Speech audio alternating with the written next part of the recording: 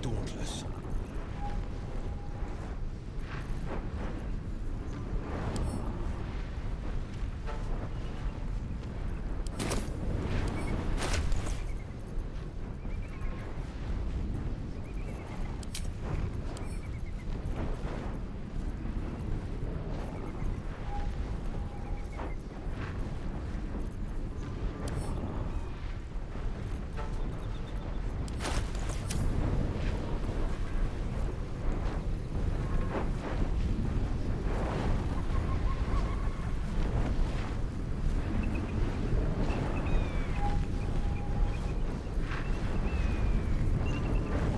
Watch this.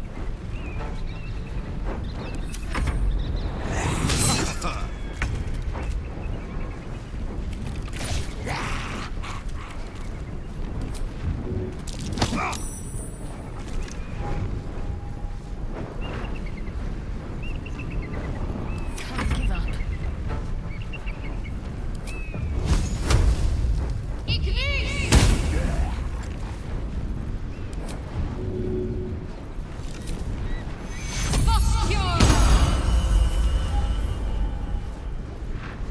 Let's cook with fire, baby.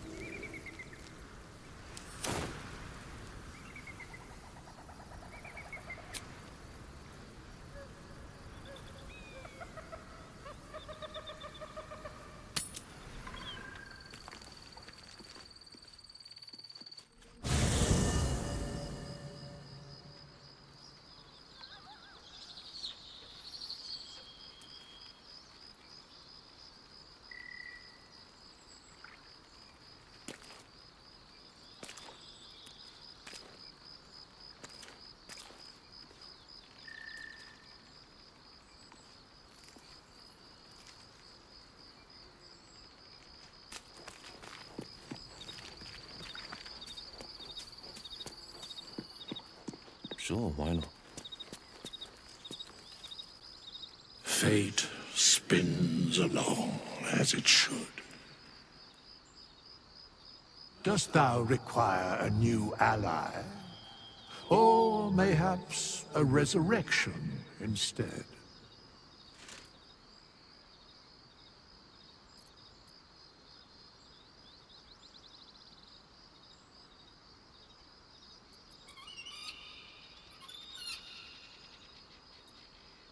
Then thou must return with the proper payment. This is the price of balance. Well counted. I recommend keeping my distance for a moment. By doom and dusk I strike thy name from the archives. Rise.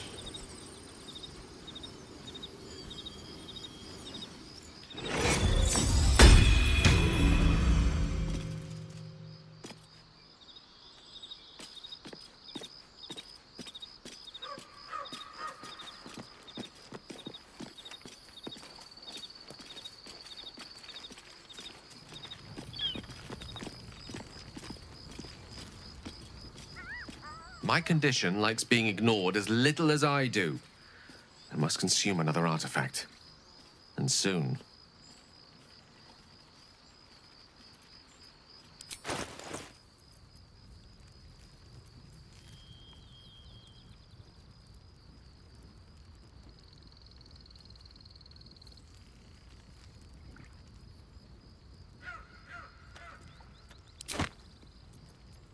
Thank you.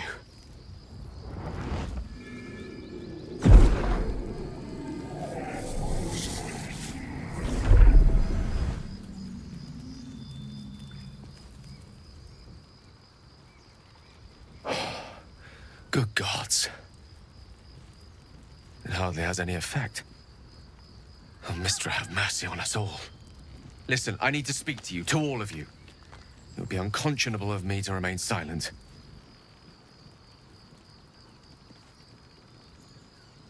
I might just be about to remedy that. You have to know who I was. You have to know who I really am. What I am is a walking shadow of the promise I once held. I'm what one might call a wizard prodigy, who from an early age could not only control the weave, but compose it, much like a musician or a poet. Such was my skill that it earned me the attention of the mother of magic herself, the Lady of Mysteries, the goddess Mystra. She revealed herself to me and she became my teacher. In time, she became my muse, and later even my lover.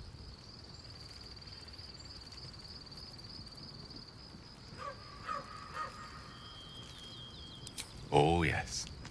We enjoyed each other's company. Body, mind, and soul. But even so, I desired more. You see, no matter how powerful a wizard we mortals can become, we never scratch more than the surface of the weave. Mystra keeps us in check. There are boundaries she doesn't let us cross. Yet, every time I was with her, I stood on the precipice, gazing into the wonders that lay beyond.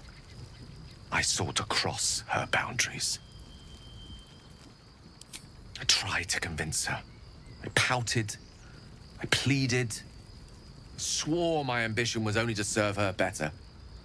She only smiled and told me to be contented. But inconceivable as it seems to me now, I shared a bed with a goddess, and yet I wasn't satisfied. So I sought to prove myself worthy to her instead. We come now to the crux of my folly. Shall I share the story behind it, or would you rather head straight to its sordid finale? Very well. Here goes. Once upon a very long time ago, a mighty lord lived in a tower. A flying tower, to be precise. I'll save his history for another time, but the gist of it is that he sought to usurp the goddess of magic so that he could become a god himself. He almost managed, but not quite. And his entire empire, Netheril, came crashing down around him as he turned to stone. The magic that was unleashed that day was phenomenal. Roiling like the prime chaos that outdates creation. Even the weave itself could not withstand the onslaught. It fractured, then shattered, and all magic was lost to the mortal realms, until the day Mystra returned. She restored the weave, reuniting all its scattered shards. Or so I thought. Until, in the course of my studies, I learned of a book. A Netherese tome in which a piece of the fractured weave had been sealed beyond her reach. What if, I thought, what if, after all this time, I could return this lost part of herself to the goddess?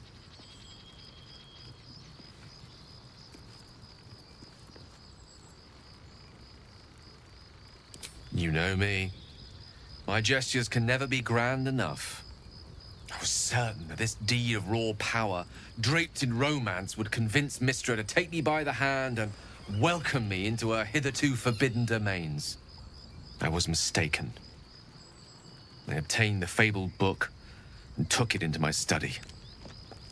As for what happened next... Here. Place your hand over my heart. Let me show you.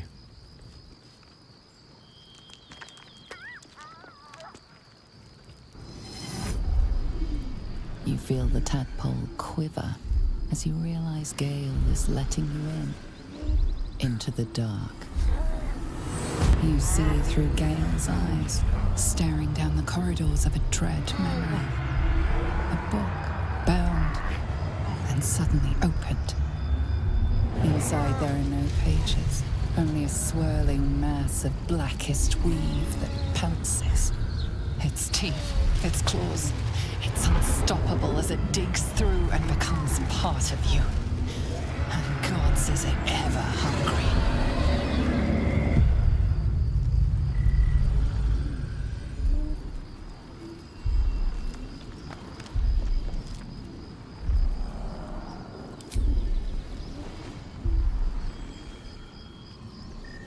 Terrifying, isn't it? And that is only the beginning. This netherese blight, this orb, for lack of a better word, is balled up inside my chest.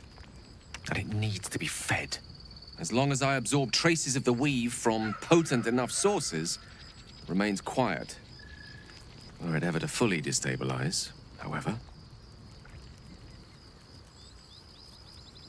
I will erupt. I don't know the exact magnitude of the eruption, but given my studies of netherese magic, I'd say even a fragment as small as the one I carry, it'd level a city the size of Waterdeep. We might chance upon a king's collection of magical artifacts around the corner. We might cross paths with a miracle round the bend. Then again, we might not. All of this, it must feel like a betrayal.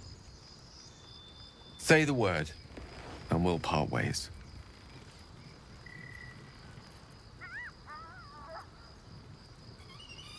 Once I'd step out of the protective aura of the artifact, it wouldn't be long before the Absolute overtakes me. I'd never let that happen, so I'd aim for a swift end.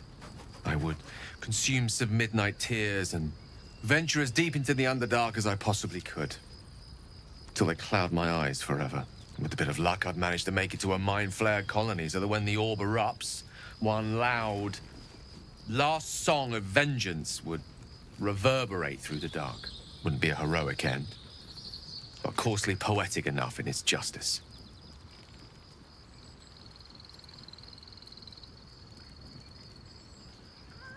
That is a great relief. Oh, a great relief indeed. You truly are a soul that steals my own. From all my new rallied heart, I thank you. I thank you all. I understand if you stand against me. I'm humbled if you stand with me. Either way, I will do my best not to let you down. I stand at a precipice, but if you do not give up hope, neither shall I. I'll fight. I'll resist as long as I can. Now, even I am tired of the sound of my own voice. Let us venture forth.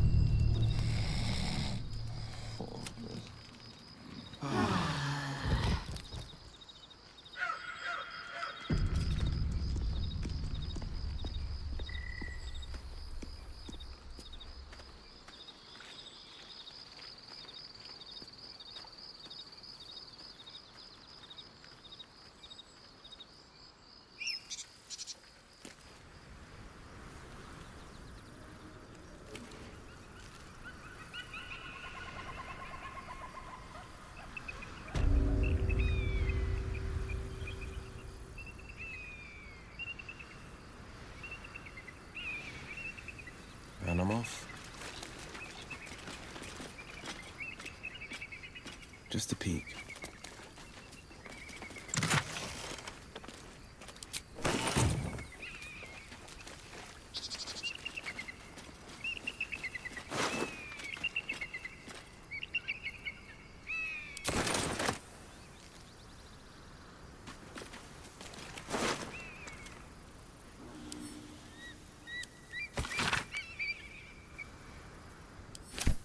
Grand Duke Ravengard abducted to Moonrise Towers. Hells, we need to talk.